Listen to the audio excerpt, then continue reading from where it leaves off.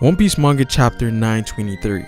This is just absolutely insane, guys. I'm sure the entire One Piece fan base is losing their minds right now because our boy Luffy just took his official first L in the New World. Now, like I said before in my chapter prediction video, it was one of the two outcomes. The gag approach, whereas Kaido is still drunk, and the whole thing gets extended with Kaido not noticing Luffy after the elephant gun.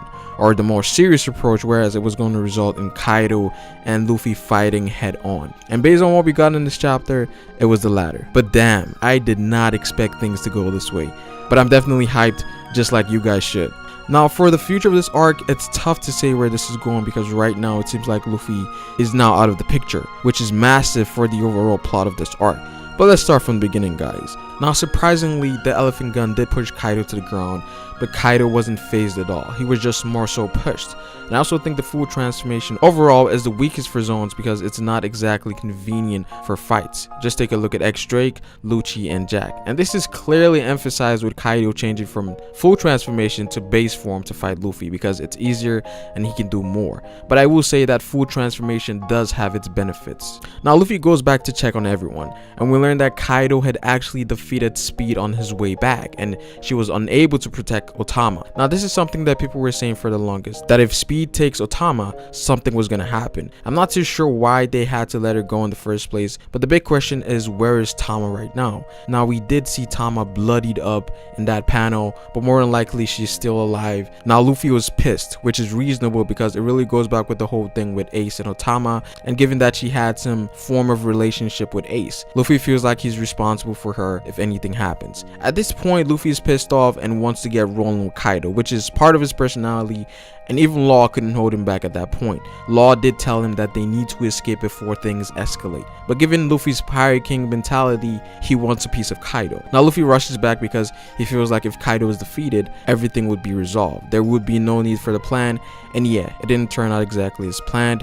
Now, Luffy actually did pretty good against Kaido's full transformation because he was able to push that form back. Again, it really goes back to what I said about full transformation because it's not exactly the best form to fighting, and that was shown. Now, he goes into Gear Forward, which is to be expected because you would want to be in your strongest form when you're going up against these Yonkos. Goes in with a Kong Organ. Now, this is where Kaido's durability is shown in full effect because this is nothing like we've seen before. Kaido tanks Luffy's attacks in Gear Forward with little effort. Now, he wasn't even trying to block, he just kind of laid there while Luffy was attacking, and it came to the point that Luffy got tired, and then it was over in a second. Kaido one-shots Luffy for the KO. Now, it's kind of crazy to go up against Kaido with physical power because Kaido arguably is the strongest when it comes to physicality. What you'd want to do is use hacks to sort of counter it, but like besting Kaido in physical power, that's not happening. And the scariest part about the one shot is that Luffy went into his strongest form. Gear Forward, a form that is very comparable to the power of a Yonko commander, gets one shot. That is extremely frightening. Now, it's one thing if you get one shot in your base form, but it's something else if this happened to you in your best form. So Gear Forward is absolutely nothing in comparison to the base form of a Yonko.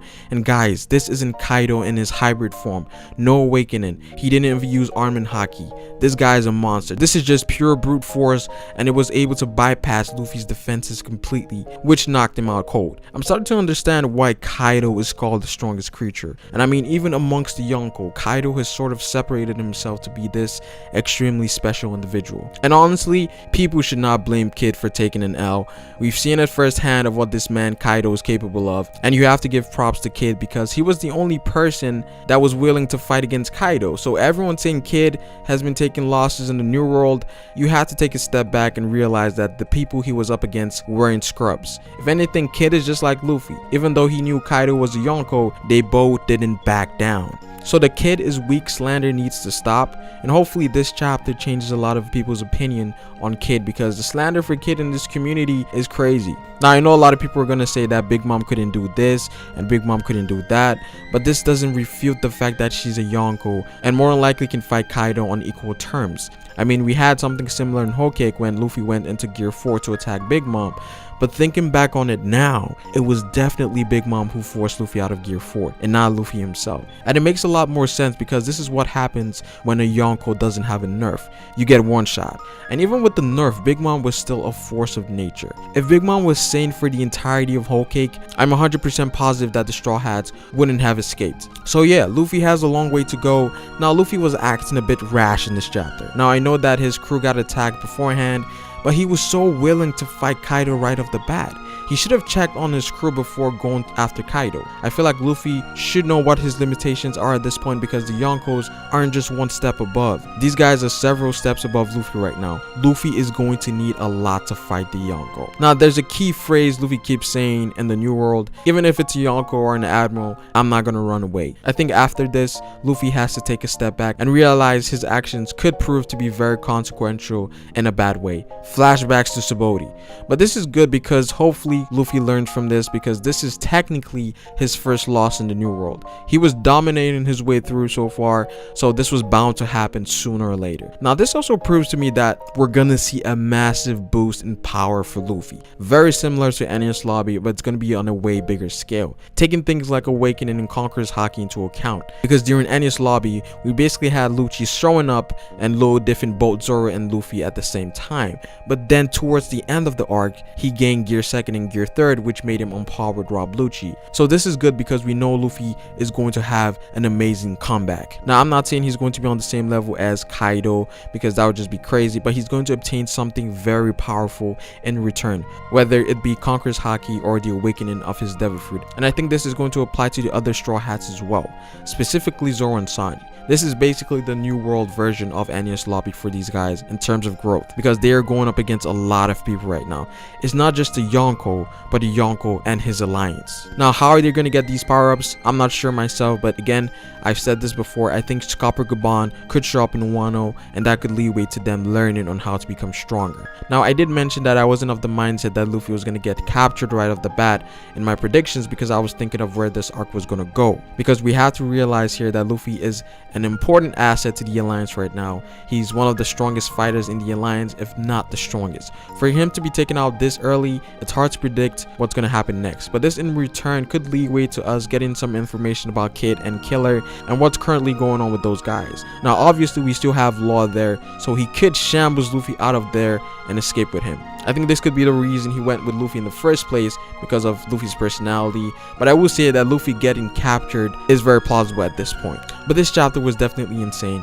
Not what I was expecting, but I like where this is going. And I was expecting Luffy to take a beat down, a massive beat down sooner or later, given his personality. Again, this showed the power of a Yonko without restrictions. Now we saw it with Big Mom as well, but I think this chapter had a better portrayal of the level these Yonkos are at and the gap between them and a supernova. And this also applies to the admirals as well, because we have to realize that Fujitora was restricted in Dressrosa just like the Yonkos. Fujitora wanted to make Luffy defeat Doflamingo and make him become the hero of Dressrosa, on top of the fact that he liked Luffy as well. Everything points towards Oda not wanting to make Fujitora and Luffy fight because he knows that Luffy is not on their level yet and was going to lose if they did fight. But when it comes down to Yonko commanders, he lets Luffy fight these guys because he knows Luffy has the potential to beat them. But I'm definitely invested to see where Oda takes this, because this is getting intense right now. Honestly, right now Wano is living up to the hype, little by little.